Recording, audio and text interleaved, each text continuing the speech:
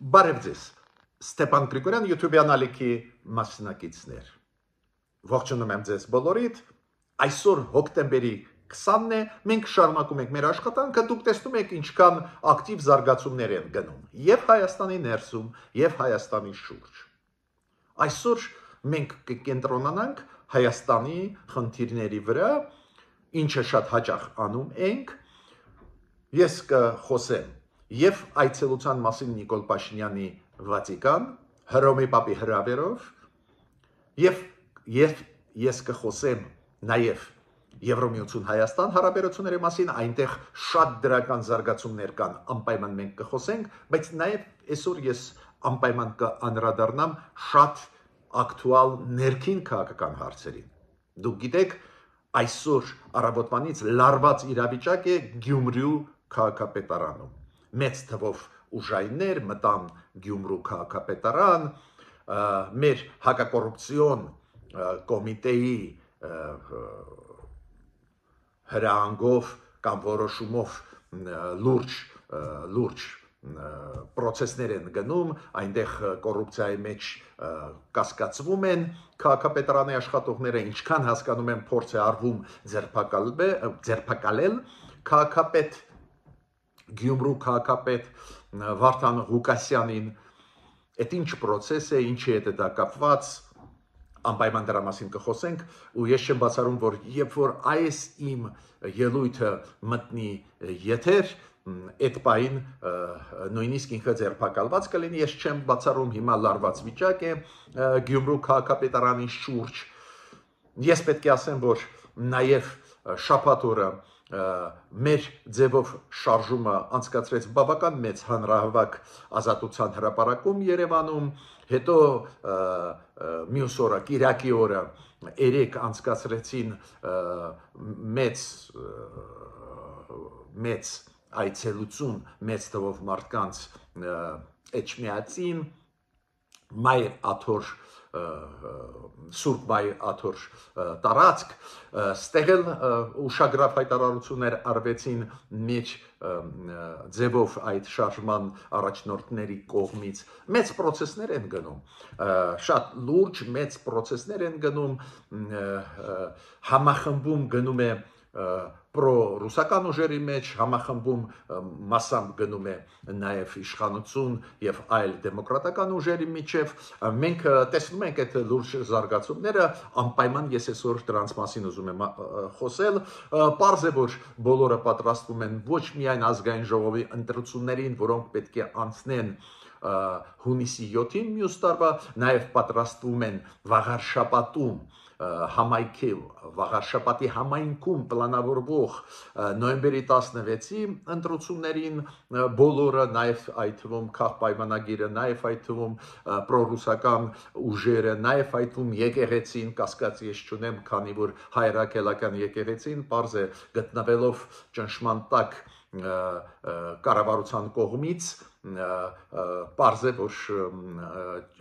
նեյտրալ չի կարող մնալ ու չի մնալու, ստեղ կա լուրջ լարվածություն, որի մասին մենք շատ բաներ գիտենք, շատ բաներ չգիտենք, բայց այսօր մենք կխոսենք այդ թեմաներից։ Ուրեմն մինչև սկիզբը մեր ձեզ այդ այսօրվա հանդիպան, ես խնդրում եմ ձեզ բաժանորդագրվել, կիսվել, լայքել, ինչը հնարավորություն է տալիս ավելի ակտիվ մեզ բոլորիս մեզ հետ աշխատել եւ սփյուռքայությունը ունենա ավելի օբյեկտիվ ինֆորմացիան եւ արցախայությունը եւ բոլոր առանց Հայաստանի Հանրապետության քաղաքացիներ։ Ուրեմն ես սկսում եմ մեր համագործակցության մասին Եվրոպայի հետ, Եվրոմիության հետ, եվրոպական պետությունների հետ դրական օրինակներից, հետո կանցնեմ պրոբլեմատիկ հարցերի հետ կապված ներքին քաղաքականության հետ կապված լարվածությանը, որը այսօր կա Գյումրիում Վարդան Ղուկասյանի հետ կապված։ Նայեք, դեսպանը Գերմանիայի Հայաստանում, իմիջիալոց ես ճանաչում եմ դեսպանին Գերմանիայի Հայաստանում, եղել եմ վերջի միջոցառմանը, որը իրանք դաշում են իրանց ազգային տոներից մեկը գլխավորը դա Գերմանիայի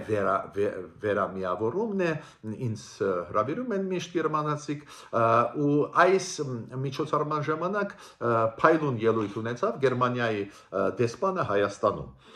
Կլաուդիա Բուշը, ինքը իմիջիալից իր ելույթի մի մասը խոսեց հայերեն։ Դա պարզ է հատուկ հարգանքի նշան է, երբ որ դեսպանը այն երկրում, որտեղ որ գտնվում է, ուսումնասիրում է լեզուն, գիտի խոսել, ուսուցում անցնում է, ու ինքը խոսեց ու զգալի մասը ելույթի հայերեն էլ բավական լավ հայերենով, ինքը ինչ նշեց Գերմանիայի դեսպանը Հայաստանում, նշեց, որ Գերմանիան պատրաստ է աջակցել Հայաստանին, Գերմանիան համագործակցում է Հայաստանի հետ, այդ օրինակները երկկողմ հարաբերությունների ծրագրերի մասին խոսեց, ես չեմ կրկնի, շատերը գիտեք, բայց շատ կարևոր էր, որ ինքը մեծ մասը իր ինտերվյուի երեկվա նվիրեց հայ-ադրբեջանական խաղաղության process-ին, ու ինքը ասեց Գերմանիան պատրաստ է աջակցել կողմերին, որ խաղաղություն լինի, խաղաղություն հաստատի, ինքը ասեց մենք Հայաստանի կառավարության հետ ակտիվ աշխատում ենք, Գերմանիայի դեսպանը Ադրբեջանում Ադրբեջանի կառավարության հետ, որ զուգահեռ process-ներ գնան ու Գերմանիայի մեսիջները նույնատիպ լինեն Հայաստանում Ադրբեջանում։ Անչափ կարևոր խոշորագույն խաղացող, որը այս դեպի ջանքեր է գործադրում, որ խաղաղություն հաստատվի Հայաստանի Ադրբեջանի միջև միշտ էլ շատ կարևոր է։ Շատ կարևոր նախաձեռնությունով հանդես եկավ Հայաստանի կառավարությունը Իրաքի հետ։ Ու Իրաքը, գիտեք, այ ոնց մենք ունենք խաղաղության խաչմերուկ կարևոր ծրագիր, մեր կառավարության ծրագրին է, կառավարությունը Հայաստանի բրդում է առաջ այդ ծրագիրը աշխարհով մեկ, նույնիսկ գլխավոր քարտուղարը ՄԱԿ-ի այդ ծրագրի մասին խոսեց, որ խաղաղության խաչմերուկը ՄԱԿ-ը ընդունում է որպես կարևոր դրական նախաձեռնություն։ Նույն ձևի Իրաքի կառավարությունը ունի մի ծրագիր, որը կոչվում է զարգացման ուղի կամ զարգացման ճանապարհ ծրագիր։ Նորից կոմունիկացիոն ծրագրեր, որով Իրաքը կարող է լինել ոնց որ մենք տարանցիկ երկիր, համագործակցող երկիր, ու մեր կառավարությունը ուղղեց Իրաքի կառավարությանը մեսիջ պաշտոնական, որ Հայաստանը ուզում է մտնել ու համագործակցել Իրաքի հետ այս ծրագրի շրջանակներում։ Շատ տրամաբանական է։ Եթե մենք ասում ենք, որ մենք ուզում ենք տարանցիկ երկիր դառնալ, խաչմերուկ դառնալ, տարբեր երկրների համար, ոչ միայն անմիջական հարևանների, նաև այլ երկրների, Իրաքն էլ մենք ունենք սահման Իրաքի հետ Իրանի միջոցով, դա ավտոմատ նշանակում է, որ Իրանի հետ շատ ռեալիստական են այդ ճանապարհային կոմունիկացիոն ծրագրերը, շատ կարևոր է, որ Հայաստանը այս ձևի ծրագրի միացավ պաշտոնական Իրաքի ծրագրին։ Ուրեմն, եթե սկսի աշխատել, երկաթգիծը մեղրի, եթե Ադրբեջանը մեծ ճանապարհներ տա, մենք իրանց ավտոմատ կաշխատի էլ ավելի ակտիվ մեր ճանապարհները Իրանով դեպի Իրաք, օրինակ, Ղազախստանի կառավարությունը կարևորագույն որոշումներ կատարեցին կապված Հայաստանի հետ։ Հայաստանի քաղաքացիները, ովքեր կմտնեն Ղազախստան, կարող են մտնել ID քարտերով։ Այն հեշտացման տարբերակը հաղորդագրման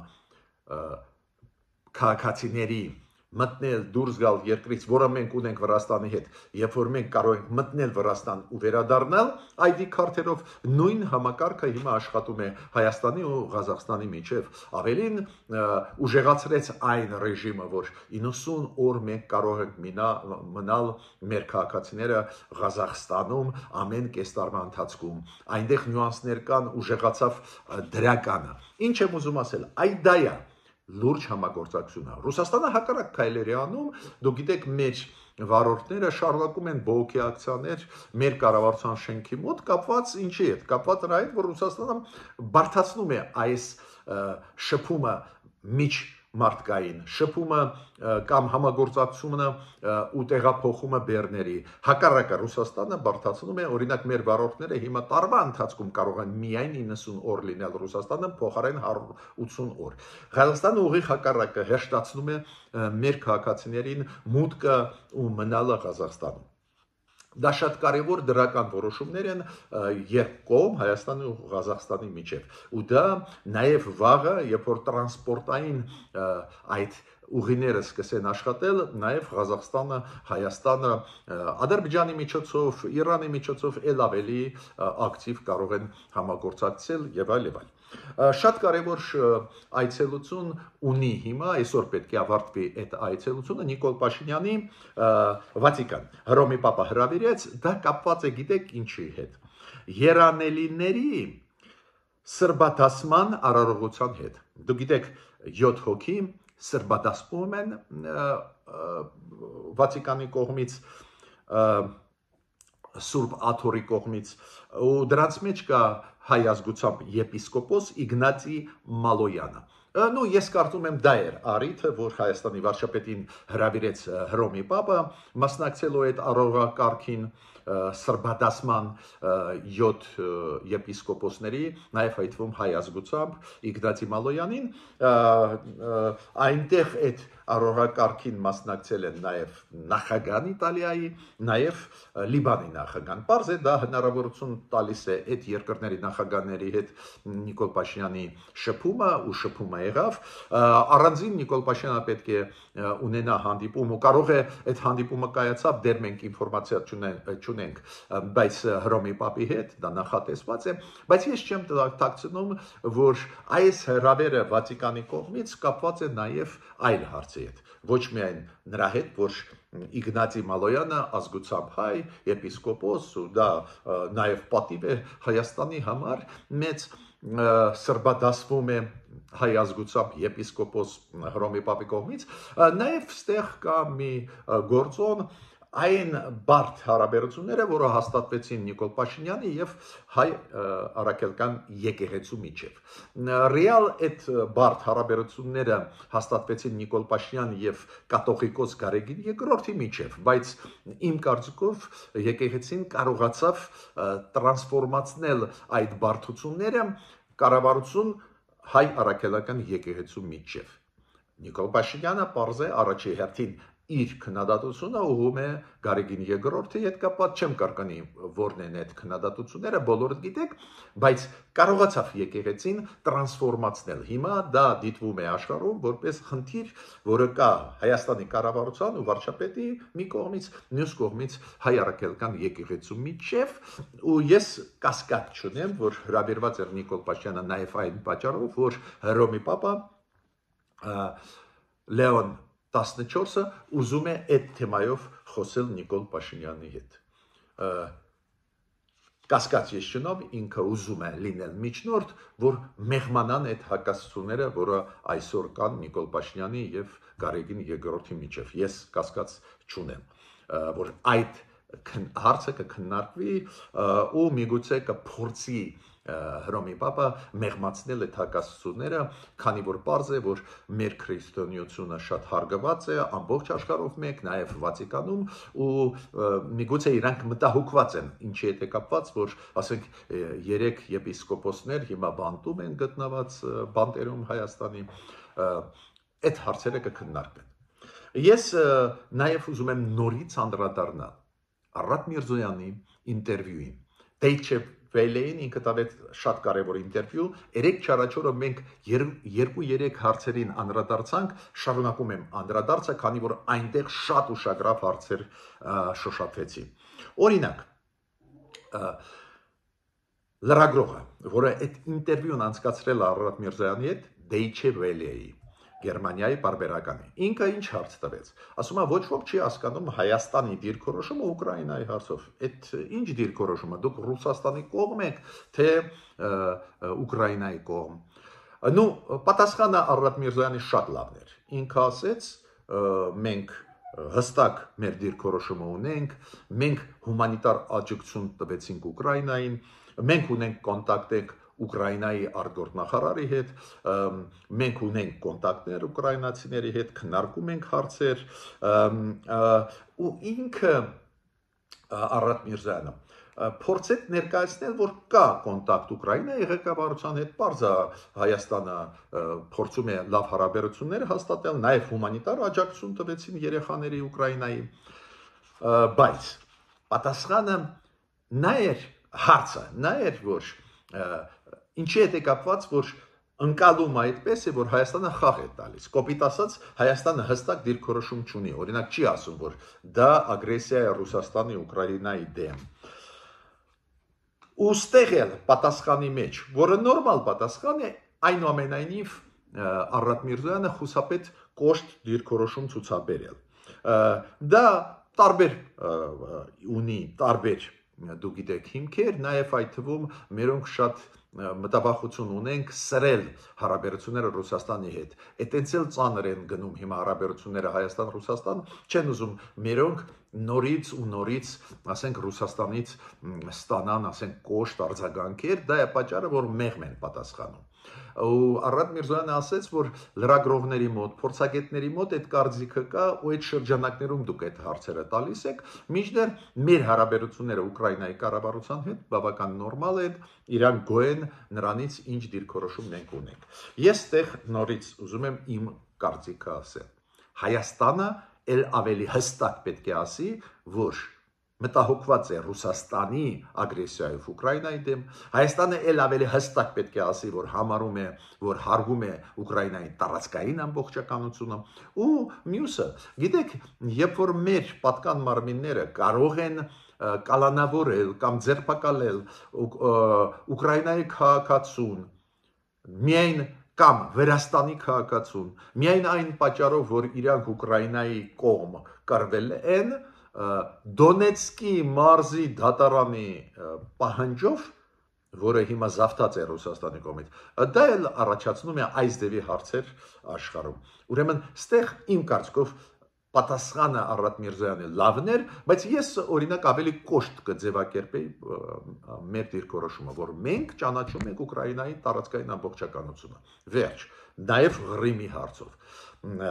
Էդ էլ հաշվի առնելով, որ Հայաստանը ճանաչեց Ադրբեջանի տարածքային ամբողջականությունը։ Այդ ոնց է մենք ճանաչեցինք, որ Լեռնային Ղարաբաղը անբաժանելի մասն է Ադրբեջանի,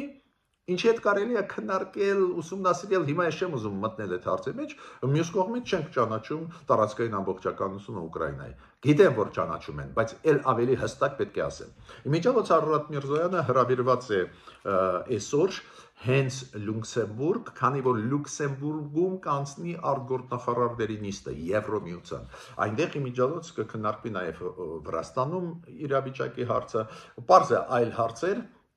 բայց դա շատ լավ է, որ Առատ Միրզոյանը այդ միջոցառմանը կմասնակցի։ Մյուս հարցը, որը տվեց Դեյչի Վելեն Առատ Միրզոյանին, որի մասին ուզում եմ ձեզ հետ խոսել, շատ կարևոր հարց, սփյուռքայության հետ կապված։ Իրանք ասացին այդ դիասպորան, հայկական, որը ունի մեծ ազդեցություն, այս մեր սփյուռքի օջախները, սփյուռքի դերը որն է լինելու, քանի որ հարց տվող ասեց մենք տեսնում ենք հակասություններ, Սփյուռքում շատերը քննադատում են Հայաստանի կառավարությունը, կառավարության արտաքին քաղաքականությունը համաձայն չեն, առանձին օջախներ Սփյուռքի, մեր սփյուռքայության։ Ես պետք է ասեմ, որ ես պետք է անկեղծ ձեզ ասեմ, պատասխանը Առատ Միրզոյանի նա էր, որ ինքը ասում է, որ Հայաստանի արտաքին քաղաքականության վրա պետք է ազդեցություն ունենան միայն Հայաստանի Հանրապետության քաղաքացիներ, այս ձևի պատասխանն էր, ու սփյուռքայությունը ստեղ կոպիտ ասած անելիք չունի, քանի որ սփյուռքայերը շատերը այլ երկրների քաղաքացի են։ Գիտեք, ես ստեղ ունեմ վերապահում։ Այդ ոնց է, երբ որ մեզ պետք է որ աջակցի մեզ սփյուռքը, մենք դիմում ենք այդ աջակցության համար, ես նկատի ունեմ եւ մեր կառավարությունը, եւ փորձագետներին, եւ քաղաքական ուժերին, երբ որ հարցը գտնում է իրավունքների մասին, մենք ասում ենք սիրելի մեր սփյուռքայություն, մեր օջախները ամբողջ աշխարհով մեծ սփռված, այստեղ դուք ոչ մի իրավունքներ չունեք ու իրավունք չունեք ազդելու Հայաստանի արտաքին քաղաքականության վրա։ Իմ կարծիքը նա է, որ այո, քվեարկում են, ընտրում են իշխանություններ Հայաստանի ներսում, Հայաստանի Հանրապետության քաղաքացիներ, որոնք Հայաստանում են ապրում, Սփյուռքում են ապրում, բայց ովքեր ունեն քաղաքացիություն։ Այո, ով չունի քաղաքացիություն Հայաստանի ավելի քիչ ազդեցության մեխանիզմներ ունեն, քանի որ չեն կարող քվեարկել, բայց Որպես փորձագետներ իրանք կարող են ներգրաված լինել Հայաստանի արտաքին քաղաքականության մեջ, որպես փորձագետներ կարող են օգնել Հայաստանին բարեփոխումներ անել տարբեր ոլորտներում, տարբեր երկրներից, Ֆրանսիայից, օրինակ, Միացյալ Նահանգներից, Կանադայից, Ավստրալիայից կարող են գան խորհուրդներ տալ։ Ուրեմն սփյուռքայության դերը Հայաստանի համար անչափ կարևոր է, մեծ է, ուղղակի մենք պետք է սովորենք օգտագործել դա։ Ինչ եղավ, եթե սփյուռքայությունում կա մի մասը մարդկանց ազդեցիկ, բայց ովքեր համաձայն չեն գործող կառավարության դիրքորոշմանը, ինչ եղավ, ես դրա մեջ խնդրեմ չեմ տեսնում, դա է պատճառը, որ ես միշտ մեծ տեղ եմ տալիս սփյուռքայության աշխատանքի համար, տարբեր երկրներում, տարբեր երկրների պարլամենտներում, քանի որ հաճախ ինչ որ բաներ, որը մեր կառավարությունը չի ուզում անել, սփյուռքայությունը հաջողով էֆեկտիվ կարող է անել։ Ուրեմն համագործակցության եզրեր կան, ու ես համարում եմ, որ սփյուռքայության պոտենցիալը պետք է օգտագործել, շատ ու շատ մարդիկ պատրաստ են դա անել, նույնիսկ եթե ինչ-ինչ հարցերում համաձայն չեն գործող կառավարության քայլերի հետ։ Օրինակ, գործող կառավարությունը իմ կարծիքով շատ ճիշտ է անում, փորձ է անում լեզու գտնել Թուրքիայի հետ։ Սփյուռքայությունում ոչ բոլորն են դա կիսում, բայց ինչ է, դա նշանակում է, որ չպետք է իրանց հետ աշխատել, քանի որ իրանք այլ հարցերում շատ էֆեկտիվ կարող են օգտակար լինել։ Ուրեմն ստեղ Արադ Միրզոյանի պատասխանը դե յուրե ճիշտ էր, բայց դե ֆակտո ես կարծում եմ, որ նույնիսկ եթե կան տարաձայնություններ առանձին սփյուռքայության ակտիվ խմբերի, առանձին ազդեցիկ խմբերի, նաև հին սփյուռքից, նաև նոր սփյուռքից, դա չի նշանակում, որ չպետք է աշխատենք, պետք է աշխատենք, սփյուռքայության դերը շատ մեծ է, ես շնորհակալ եմ սփյուռքահայությանը տարբեր համայնքներին, օրինակ, երբ որ իրանք բարձրացնում են հարցեր կապված հայերի իրավունքների հետ, կապված այլ հարցերի հետ, ուղղակի պետք է կարողանաս այդ նուրբ օգտագործել այդ պոտենցիալը, համագործակցելով առանձին դեպքերում ոչ ուղղակիորեն, բայց սփյուռքայության դերը մեծ է, դրական է ու մենք պետք է սովորենք, այս մեխանիզմները պետք է սովորենք։ Շատերը մտածում են, որ ասենք Իսրայելի դեպքում, ու Իսրայելն էլ, չէ, ունի հրեական դիասպորա, սփյուռք, իրան սփյուռքը շատ ազդեցիկ ոչ միայն Ամերիկայում, աշխարհով մեկ հրեաները ունեն։ Ու ինչ է, մտածում եք, որ բոլորը համաձայն ենք այսօրվա Իսրայելի վարչապետ Նետանյախուի քաղաքականության հետ, ոչ, շատերը համաձայն չեն, բայց Իսրայելը կարողացավ գտնել մոդուսներ, մեխանիզմներ ակտիվ օգտագործել իր համայնքները տարբեր երկրներում։ Մյուս հարցը, որը շատ ճիշտ նշեց լրագրողը Deutsche Welle-ը, ինքը ասեց, այ Մոլդովայում մենք տեսանք ոնց Ռուսաստանը իր ազդեցությունը օգտագործեց Մոլդովայում իրենց ներքին քաղաքականության մեջ, կօգտագործի Ռուսաստանը դա Հայաստանի դեմ։ Արադ Միրզոյանը ասեց, այո, կան խաղացողներ, նաև այդ թվում Ռուսաստանը, ով ուզում է օգտագործել, մենք փորձում ենք ուսումնասիրել փորձը այլ երկրների, ոնց իրանք պաշտպանվում են։ Ստեղ ես պատասխանի հետ 100%-ով համաձայն եմ Արադ Միրզոյանի, քանի որ իրոք մենք պետք է իրոք շատ զգուշ լինենք մեր ընտրությունների ժամանակ ազգային ժողով։ Այո, Ռուսաստանը կորցնելով նաև Մոլդովան, էլ ավելի ակտիվ կաշխատի Հայաստանի դեմ, Հայաստանի դեմոկրատական իշխանությունների դեմ,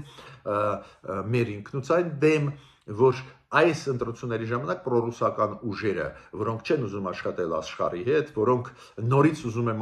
ամեն ինչ կապել Ռուսաստանի հետ, որ չգան իշխանության։ Այո, իշխանությունները Արադ Միրզոյանը ասեց, մենք գիտենք դրա մասին, այդ վտանգների մասին, ու ես շատ գոհ եմ, որ այդ պատասխանը տվեց Արադ Միրզոյանը։ Արադ Միրզոյանին տվեցին հարց նաև Եվրոմիության հետ, ու հարց տվեցին, լավ, դուք ասում եք, որ եվրոինտեգրացիան ապագան է Հայաստանի, եփեք հայտ ներկայացնելու, որ ուզում եք դառնալ Եվրոմիության անդամ, Արադ Միրզոյանը ասեց, մենք օրենք ունեցինք, դա մեր պարտավորությունն է, զգալի մասը Հայաստանի քաղաքացիների ուզում է եվրոինտեգրացիա։ Այո, ուղղակի ասում եմ, չեմ կարող ասել, մի ամսից մենք հայտ ներկայացնենք Եվրոմիության, որ անդամ ուզում ենք դառնալ, թե ոչ, դուք գիտեք, դա շատ կարևոր է։ Դուք կարող կարող ես 1000 տարի խոսել եվրոինտեգրացիայի մասին, բայց եթե հայտ չներկայացնես Եվրոմիությանը, ինքը չի էլ քննարկի։ Դու կարող ես լինել Եվրոմիության անդամ, թե ոչ, ասենք 10 տարուց հետո։ Ուրեմն ինքը ասեց, որ չգիտեմ, մի ամսից մյուս տարի հայտ ներկայացնենք թե ոչ, բայց այդ ուղղությամբ մենք գնում ենք։ Ինքը նաև ասեց, որ Հայաստանը Եվրոմիությունը պատրաստում են ընդլայնված համագործակցություն, ավելի խորացված այն համագործակցությունից, որը ունենք, բայց ինքը ասեց, որ դրա հետ կապված մաքսիմալը 3 ամսվա ընթացքում մենք այդ որոշումը կստորագրենք Եվրոմիության հետ։ Այո, իրոք աշխատանք գնում է, ես մի օրինակ ձեզ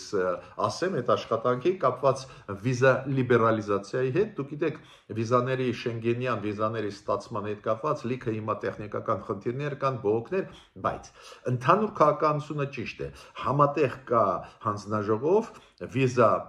ազատականացման հետ Հայաստանի, հերթական անգամ այդ հանձնաժողովը հավաքվեց մի քանի օր առաջ Բրյուսելում, նորից քննարկեցին ինչ պետք է արվի, որ վիզա հեշտացման հարցը արագանա, գոնե 2-3 տարուց ունենանք առանց վիզայի համագործակցություն Եվրոպայի հետ, ու դա ռեալիստական է, բայց դուք գիտեք, այնտեղ կենսաչափական անձնագրեր պետք է մտցվեն, ստեղ պրոգրես կա միանշանակ, հետո ռեադմիսիայի հարցը, վերադարձը այն քաղաքացիների Հայաստանի, ովքեր անօրինական մտնում են Եվրոպա, ու իրոք ստեղ լուրջ աշխատանք գնում է, քանի որ ես գիտեմ այդ նյուանսները, իրոք Հայաստանը լավ աշխատում է։ Բայց ցանկացած դեպքում պետք է իմանանք, գոնե այսօր խստացվում են խաղի կանոնները Եվրոպայի կողմից ոչ միայն Հայաստանի քաղաքացիների համար, այլ երկրների, ովքեր գործընկեր են Եվրոմիության հետ, բայց անդամ չեն կամ թեկնածու չեն։ Խստացվում են խաղի կանոնները, պահանջվում են փաստաթղթեր, այո, իրոք ստեղ դեր խնդիրներ մենք ունենք, բայց որ գնում ենք դեպի ճիշտ ճանապարհ, միանշանակ կարող եմ ասել, այդ ինչ ես ուզում եմ դրական ասել։ Իմիջիայլոց Եվրոմիության դեսպանը Հայաստանում, պարոն Մարակոսը, երբ որ հարցրեցին, այ ո՞նց եք դուք մոտենում Թրամփ այդ ուղու, այդ ծրագրի հետ, թրիպի հետ կապված, որն է, ինքը ասեց, որ Եվրոմիությունը միանշանակ դրական է, որ Ադրբեջանը ուզում է Հայաստանի հետ խաղաղություն կնքել, դրական է նայում այս ծրագրերին, չէ, ապա շրջափակման ու մենք պատրաստ ենք մեր լուման ներդնել, դրական էին մեծ մեսիջները։ Ինչն է ինձ համար կարևոր։ Կարևոր է, որ աշխատանք գնում է։ Այս է ինձ համար կարևոր։ Գիտեք, մենք կարող ենք ժամերով, տարիներով խոսել, բայց հիմա սկսվեց աշխատանք ու այդ ես հատուկ նշում եմ, որ ժողովուրդը իմանա, այո, մենք հազար մի հարց ունենք իշխանության, բայց ես տեսնում եմ նույն Եվրոմիության հետ գնում է այդ աշխատանքը, այ նախկինում խոսում էին, չէր գնում, հիմա գնում է։ Իմ կարծիքով հենց դա է պատճառը, որ ել ավելի կատաղի պայքար են տանում պրոռուսական ուժերը Հայաստանի ներսում կառավարության դեմ, քանի որ կառավարությունը իմիտացիա չի անում։ Սկսեց վերջի 3 տարի ավելի քիչ աշխատել աշխարհի հետ ու նաև Եվրոմիության հետ։ Հիմա անցնում եմ այս հարցերին, որոնք առաջացան։ Դուք գիտեք, այ հենց այսօր առավոտվանից շատ լարված է վիճակը Գյումրիի քաղաքապետարանի հետ կապված, ինչքան հասկանում եմ հակակոռուպցիոն կոմիտեն քննիչներին ուղարկեց, նաև այնտեղ մեր ԱԱՑ-ի աշխատակիցներ, ինչ որ ստուգումներ են գնում Գյումրու քաղաքապետարանում, պաշարեցին կոպիտ ասած Գյումրու քաղաքապետարանը, կողմնակիցները Վարդան Ղուկասյանին դիմադրում են, այնտեղ լարված վիճակ է։ Հակակոռուպցիոն կոմիտեն հարուցեց մի քանի գործեր կապված Գյումրու քաղաքապետարանի աշխատակիցների հետ ու ասում են դրա հետ կապված է նաև Վարդան Ղուկասյանը, ուրեմն իրանք դեմ պետք է քայլեր արվեն։ Ես ինչքան հասկանում եմ, Վարդան Ղուկասյանին ուզում եմ ձերբակալել, երբ որ մտնի եթեր այսօր այս նյութը ես չեմ բացառում, որ նույնիսկ ձերբակալված լինի։ Ստեղ ես մենակ մի հարց ունեմ, ուրիշ խնդիր չկա, այո, շատ լավ է, որ պայքար է գնում կոռուպցիայի դեմ տարբեր ոլորտներում, նաև տեսակ այն ձերբակալությունները կամ պրոցեսները, որոնք գնում են տարբեր համալսարաններում Հայաստանի, տարբեր տեղերում, այո, շատ լավ է, որ ակտիվ է հակակոռուպցիոն կոմիտեն, բայց ես ինչքան տեսնում եմ, ավելի շատ ակտիվ են այն մարդկանց դեմ, ովքեր կեցված կունեն ընդդիմադիր։ Ու դա հարցեր է առաջացնում, պարզ է, բայց ցանկացած դեպքում պայքար կոռուպցիայի դեմ դա նորմալ բան է։ Հիմա կնայենք որ դեպքում դա օբյեկտիվ է, որ դեպքում դա քաղաքական աստար ունի, չգիտեմ, պետք է ուսումնասիրենք։ Բայց այնուամենայնիվ ինչ եմ ուզում ասել, ցանկացած պրոռուսական ուժ այսօր վտանգ է հայ ժողովրդի համար։ Ուրեմն թողնենք հիմա կոռուպցիայի հետ առնչվում են մարդիկ, չեն առնչվում եւ այլ, ցանկացած դեպքում այո, պրոռուսական ուժերը վտանգ են ներկայացնում հայ ժողովրդի համար, քանի որ նորից ուզում են մեզ վերադարձնել պրոռուսական գծի, որ Ռուսաստանը հանձնի Սյունիքը Ադրբեջանին։ Խաղը Սյունիքի հետ է կապված։ Շատերը միամիտ մտածում են, որ մարդիկ ուզում են իշխանության գալ։ Այդ մարդիկ պրոռուսական ովքեր ուզում են իշխանության գան, գիտեն ինչ է սպասում Ռուսաստանը, ու Ռուսաստանը իրենց աջակցում է, որ իրանք գան հանձնել Սյունիքը Ադրբեջանին։ Այո, իրանք ֆորմալ չեն հանձնի Սյունիքը Ադրբեջանին, կհանձնեն Ռուսաստանին։ Ռուսաստանը կտա Ադրբեջանին, ինչ արեց Արցախի հետ։ Դա է պատճառը, որ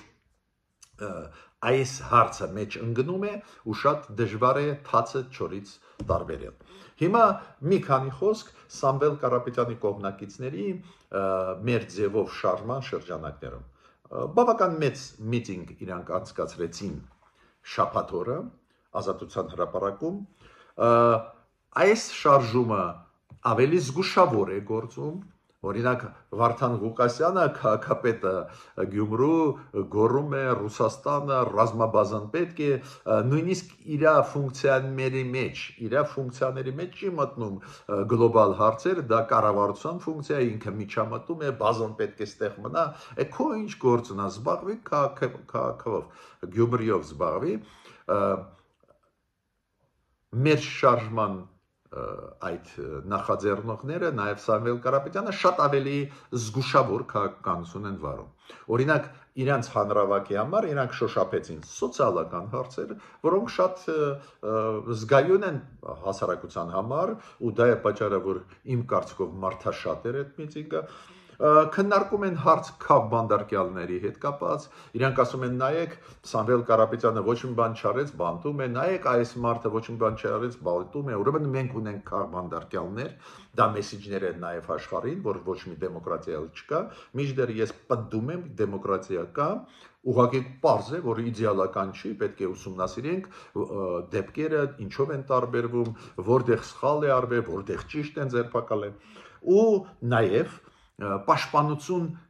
հայ առաքելական եկեղեցու, то есть իրանք ինչ են ասում, այ կառավարությունը, որ սկսեց արշավ հայ առաքելական եկեղեցու դեմ, ես չեմ համարում, որ արշավ կա, բայց իրանք համարում են, որ արշավ կա, քանի որ ձերբակալված են 3 արքիեպիսկոպոսներ, ուրեմն արշավ կա, իրանք ասում են, մենք պաշտպանում ենք հայ առաքելական եկեղեցու այդ իրավունքները, մեր եկեղեցու, մեր եկեղեցին մենք բոլորս սիրում են, ես պաշտում եմ իմ եկեղեցին, հպարտ եմ, որ մենք քրիստոնյա ժողովուրդ ենք, առաջի պետական մակարդակով ընդունված քրիստոնյա ժողովուրդ ենք, բայց իրանք ասում են չէ, այ կառավարությունը արշավ է տանում եկեղեցու դեմ, մենք պետք է աջակցենք, ու բարձ է ստեղել գտնում են կողմնակիցներ, եւ շատ զգուշավոր իրանք խոսում են արտաքին քաղաքականության հարցերից, ասում են այո, մեկ պետության վրա հույսեր դնելը չաշխատեց, ուրեմն պետք է այլ պետությունների հետ աշխատենք, այդպես կոչված բազմավեկտոր քաղաքականություն առաջարկում են տանել։